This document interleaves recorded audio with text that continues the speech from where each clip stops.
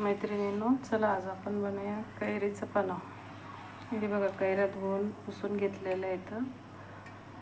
ती गावरान नाही भेटली म्हणून हीच आणली मी कैरी बाजारातून।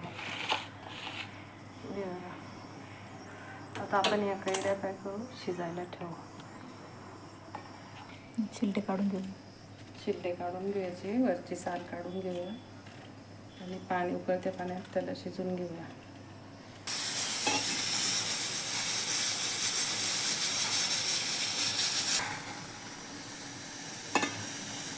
बघा, कैरी ते शिजून घेतलेली आहे, एकदम अशी मऊ मऊ मऊ शिजली बघा, किती छान शिजली बघा। आता आपण त्याच्यामध्ये गूळ घालूया। गूळ किसून घेतलेला आहे मी,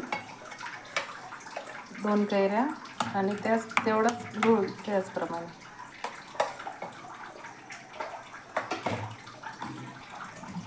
मिक्सरमध्ये फिरवलं तर त्याचा कलर थोडा बदली होतो, त्याच्यामुळं मी याच्यामध्येच मॅश करून घेते पूर्ण।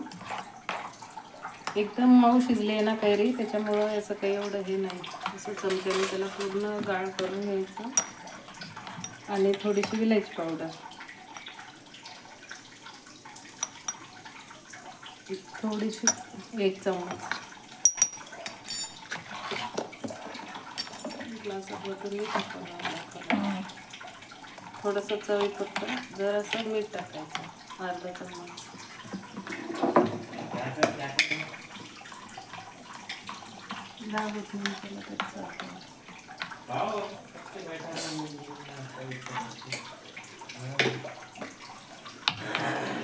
आणि हे बघा, मी हे करून ठेवलेलं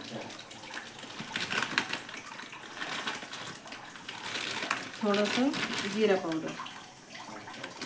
पावडर करून ठेवलेलं। जिरा भाजून, जिरा आणि सोप 1 चमच ते टाकायचं त्याच्यामध्ये। जिरा आणि सोप त्याच्यामध्ये भाजून पावडर केलेलं आहे।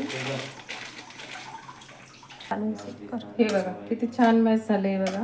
गूळ टाकून त्याच्यामध्ये एकदम मिक्स केलंय। आता आपण ग्लासात टाकूया।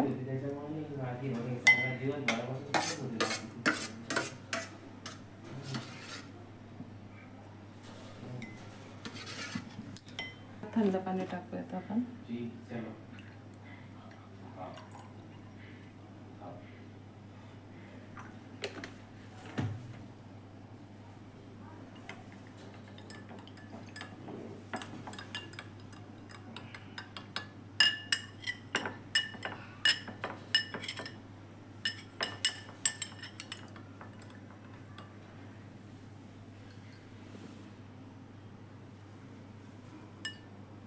काळा गूळ आहे ना, त्याच्यामुळे थोडा काळा रंग झालाय।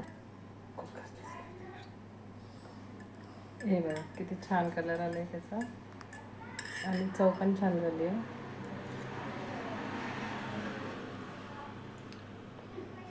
कैरीचं पन्ह तयार आहे।